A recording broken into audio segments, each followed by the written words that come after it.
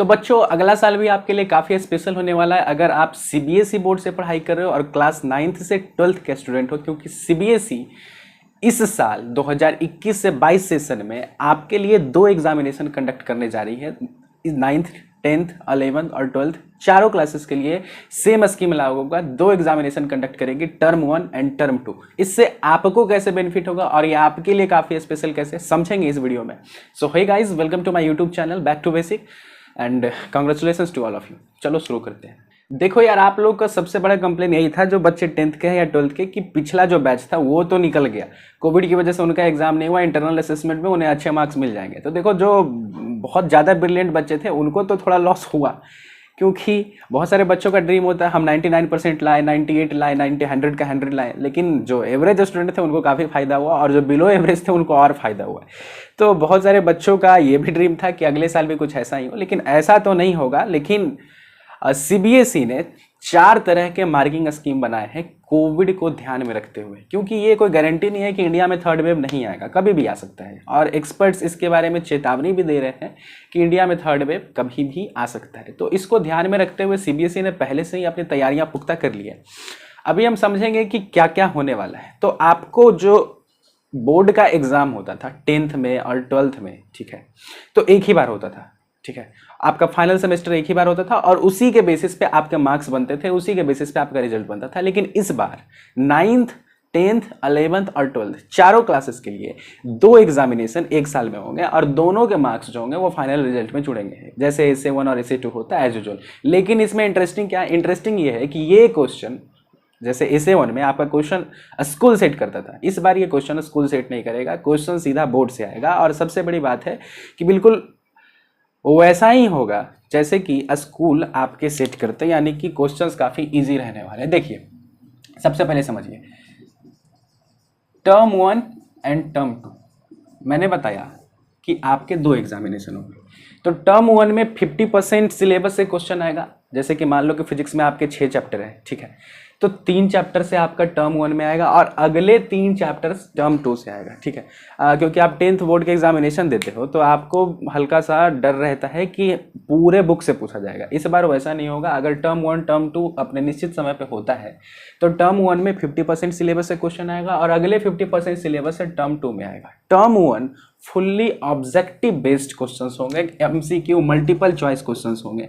इसको आपको OMR seat पे सॉल्व करना है। 90 मिनट का आपको ड्यूरेशन दिया जाएगा, जैसे कि रेगुलर एग्जाम में 10th बोर्ड में आपको 3 घंटे का समय मिलता है ना, या 12th बोर्ड में, तो इसमें आपको 1.5 घंटे तकरीबन 90 मिनट का समय दिया जाएगा और आपको OMR सीट पे MCQ के आंसर भरने हैं, लिखने हैं, ठीक है। अब देखिए, इसमें स्पेशल क्या है आपके लिए? स्पेशल ये है कि सीबीएसई ने ये ध्यान में रखते हुए इसको क्वेश्चन बनाएंगे वो लोग, क्योंकि वो जानते हैं कि ऑनलाइन क्लासेस में पढ़ाई वैसी नहीं हो पाती जैसे कि ऑफलाइन क्लासेस में होती है और बच्चे अच्छे से समझ पाते हैं। तो क्वेश्चंस थोड़े ईजियर साइड ही रहने वाले हैं, तो आपको इससे बेनिफिट होगा, ठीक है। अब देखो, ये जो कुछ भी हो रहा है कोरोना के मद्देनजर ही हो रहा है, कोरोना को ध्यान में रखते हुए ये सारे कदम उठाए जा रहे हैं। अगर मान लो कि ऐसा होता है कि इंडिया में थर्ड वेव तुरंत आ जाए तो टर्म 1 को कैंसिल कर दिया जाएगा। अगर अभी थर्ड वेव नहीं आता है नवंबर दिसंबर तक तो टर्म 1 हो जाएगा, बाद में आता है तो टर्म 2 कैंसिल कर दिया जाएगा। अगर भगवान का आपका कृपा रहा तो हो सकता है कि टर्म 1 और टर्म 2 दोनों सही तरीके से एग्जामिनेशन लिए जाएंगे। देखिए, ये जो टर्म 1 है ना, ये कोशिश किया जाएगा कि ये आपके स्कूल में ही हो, ठीक है। हालांकि अगर परिस्थिति बहुत अच्छी रहती है तो बाहर भी कराया जा सकता है, लेकिन टर्म 1 के फुल चांसेस है, ठीक है। मान लो कि 90% चांसेस है कि ये आपको अपने स्कूल में ही कंडक्ट होगा। लेकिन जो एग्जामिनर हो गया, मतलब कहने का जैसे जो आप गार्ड करेंगे, ठीक है, एग्जामिनेशन को, वो लोग बाहर से आएंगे। आपके स्कूल के टीचर आपके इन्विजिलेटर नहीं होंगे, ठीक है।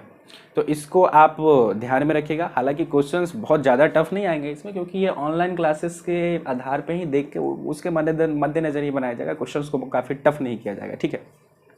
अब टर्म 2 में जो अगले 50% सिलेबस से आपके क्वेश्चंस होंगे, ये सब सारे बच्चों के लिए बता रहा हूँ, 9 10th 11 12th, ठीक है, 9 to 12th सारे बच्चों के लिए ये एप्लीकेबल होगा जो सीबीएसई में पढ़ाई करते हैं।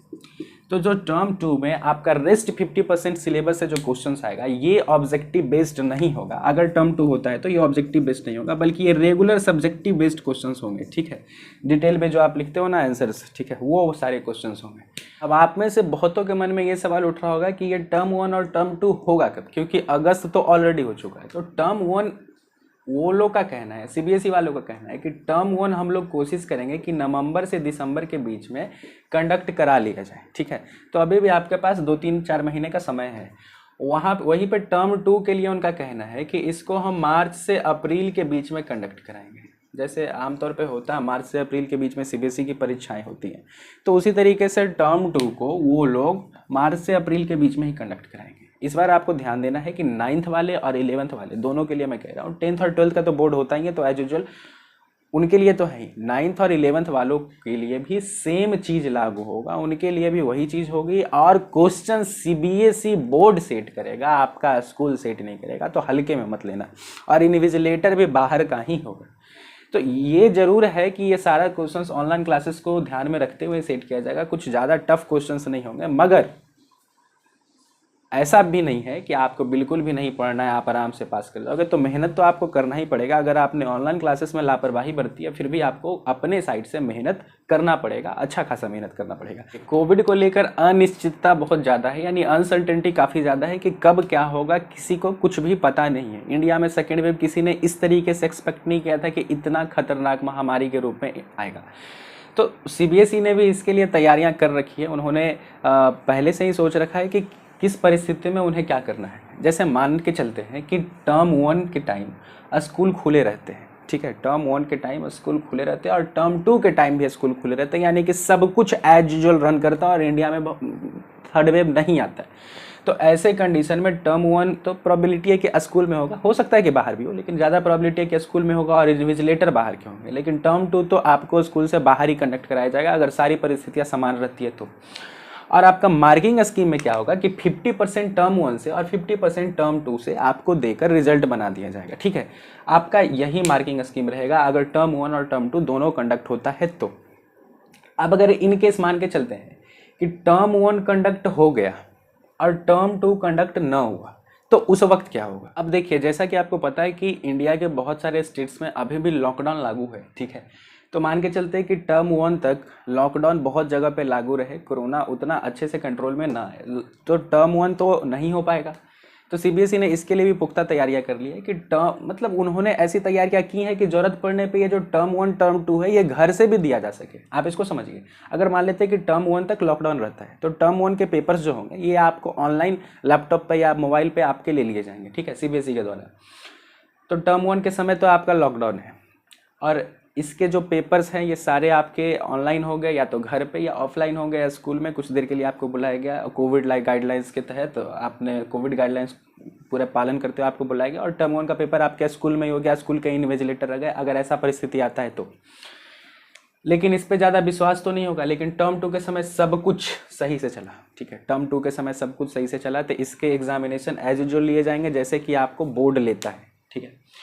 लेकिन टर्म 1 चूंकि आपका ऑनलाइन हुआ है या फिर स्कूल में हुआ है, तो फाइनल रिजल्ट में वेटेज 50% नहीं रखा जाएगा, बल्कि टर्म 1 का वेटेज घटा दिया जाएगा। हो सकता है कि टर्म 1 का वेटेज 30% कर दिया जाए और इसका 70% कर दिया जाए। मैक्सिमम प्रोबेबिलिटी ये है कि अगर टर्म 1 नहीं होता है या घर से होता है, अब तुम्हारे स्कूल से होता है तो।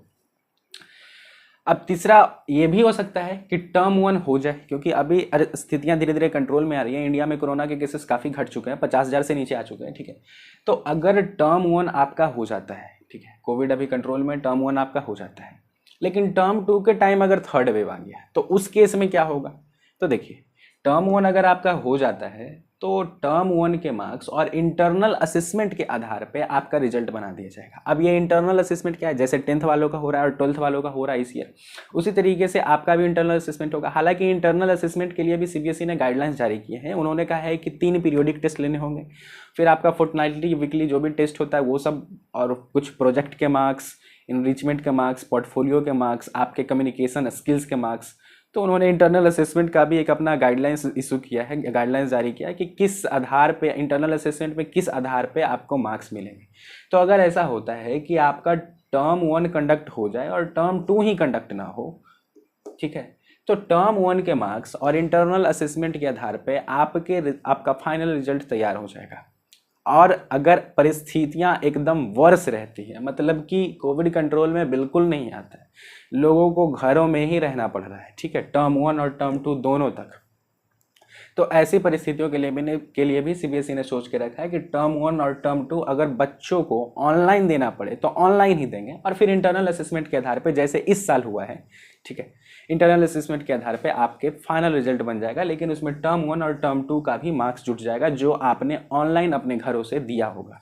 तो ओवरऑल मिला जुला कर सीबीएसई ने बेस्ट सिचुएशन और वर्स्ट सिचुएशन दोनों के लिए पुख्ता तैयारियां कर ली है, क्लास 9th से लेकर 12th तक के बच्चों के लिए, ठीक है।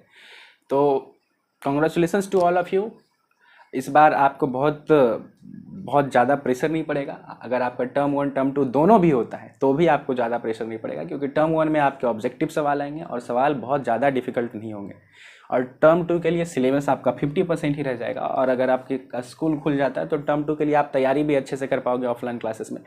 तो congratulations to all of you. इस बार आपको बहुत ज़्यादा स्ट्रेस नहीं लेना है बोर्ड के एग्जामिनेशन पास करने के लिए। और वैसे भी जो सिंसियर बच्चे होते हैं, जिन्हें पता होता है दुनियादारी, वो वैसे भी ज़्यादा टेंशन नहीं लेते हैं इसके बारे में, ठीक है, क्योंकि बोर्ड के एग्ज़ाम्स के आजकल थोड़े वैल्यू जो है ना वो थोड़ा सा घट गया है। तो मार्क्स लाना है, ये ना सोचो कि हमको 90%, 98%, 99%, 100% ही मार्क्स चाहिए, ये कोई ज़रूरी नहीं है।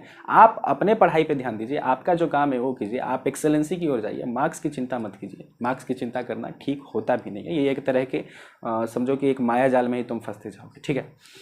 सो मिलते हैं आपसे अगले वीडियो में, तब तक के लिए अलविदा, जय हिंद, वंदे मातरम।